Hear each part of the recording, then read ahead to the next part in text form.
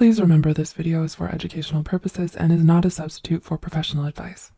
With that said, here are 7 surprising habits you might develop when you have depression. Number 1. Having irregular sleeping and eating habits. The most prominent symptom of a depressive episode is a significant disturbance in someone's sleeping and eating patterns. And yes, while the most common manifestations for this would be insomnia, weight loss, and lack of appetite, some people struggling with depression may do the opposite and end up oversleeping or overeating. This is called atypical depression, and those who have this specific type of depression are at greater risk of being undiagnosed, dismissed, and mislabeled as simply being lazy. Number 2. Having mood swings or outbursts. Have you noticed yourself having more difficulty controlling your emotions lately? Do you often get upset, angry, irritated, or hurt about the things you never used to before?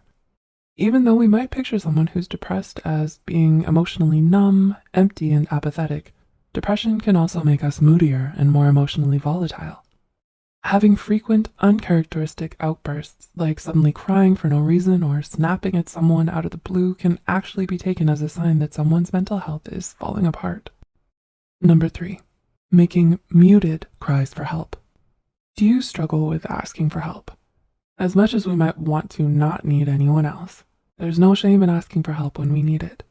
The problem is people with depression often find this painfully difficult to do for fear that they might be seen as a burden by their loved ones, or that their struggles might be invalidated and misunderstood. So they resort to making muted cries for help instead. Some examples include denying that anything's wrong, even when they're already crying or breaking down, making self-deprecating jokes, or having a dark sense of humor, or coming up with cover stories that are lies. Number 4. Overspending or impulse buying. Has your shopping or spending been out of control lately?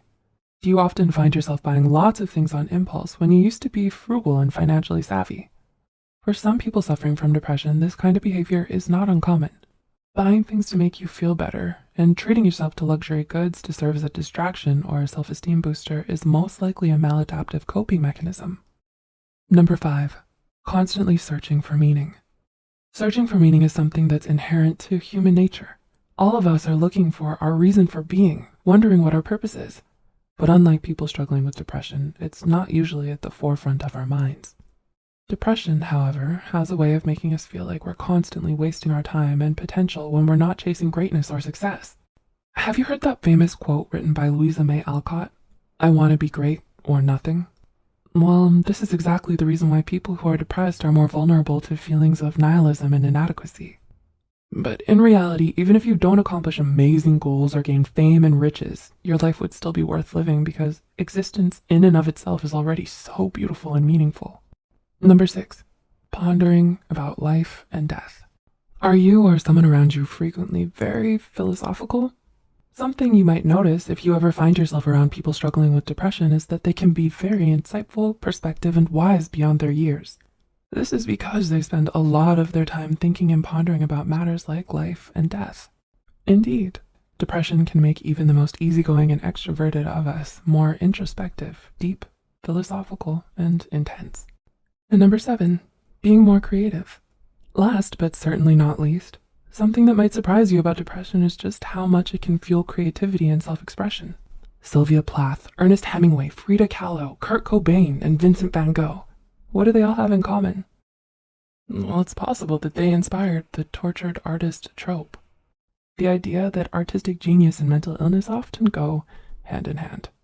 We certainly aren't romanticizing depression or mental illness, but it is worth noting that having a creative outlet to better express ourselves can make a world of difference in helping us deal with such painful and powerful thoughts and feelings.